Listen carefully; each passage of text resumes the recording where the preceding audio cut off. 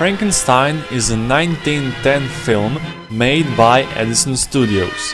It was written and directed by James Searle Dawley, who was an American director and screenwriter. He directed 149 films between 1907 and 1926. He was born in Del Norte, Colorado, and died in Hollywood, California. Dawley, working for the Edison Company, shot the film in just 3 days at the Edison Studios in New York City. Some sources credit Thomas Edison as the producer. This 16-minute short film was the first motion picture adaptation of Mary Shelley's Frankenstein. The cast included Augustus Phillips as Dr. Frankenstein, Charles Ogle as the monster, and Mary Fuller as the doctor's fiancée.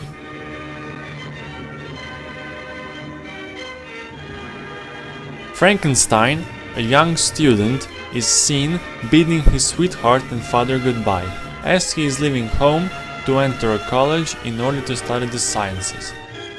Shortly after his arrival at college, he becomes absorbed in the mysteries of life and death, to the extent of forgetting practically everything else.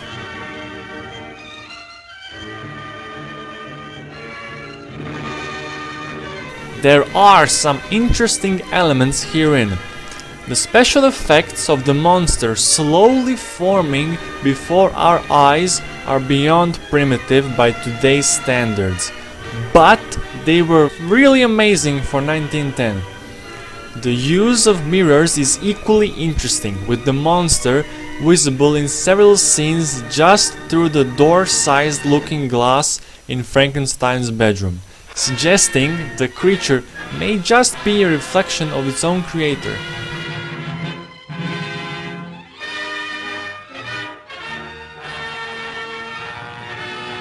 Some background info on the story and the characters might have helped the movie.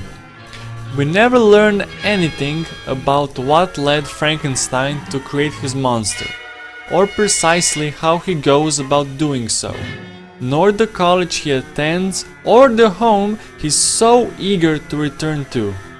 Clearly, Mary Shelley's classic was not an ideal material for this 15-minute film.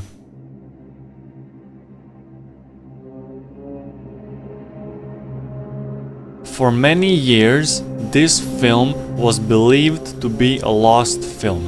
In 1963, a plot description and stills were discovered, published in the March 15, 1910 issue of an old Edison film catalog, the Edison Kinetogram. In the early 1950s, a print of this film was purchased by a Wisconsin film collector, Aloy F. Detloff, from his mother-in-law, who was also a collector of movies.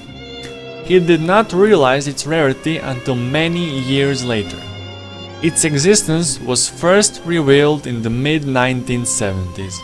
Although somewhat deteriorated, the film was in viewable condition, complete with titles and tints as seen in 1910. Detloff had a 35mm preservation copy made in the 1970s.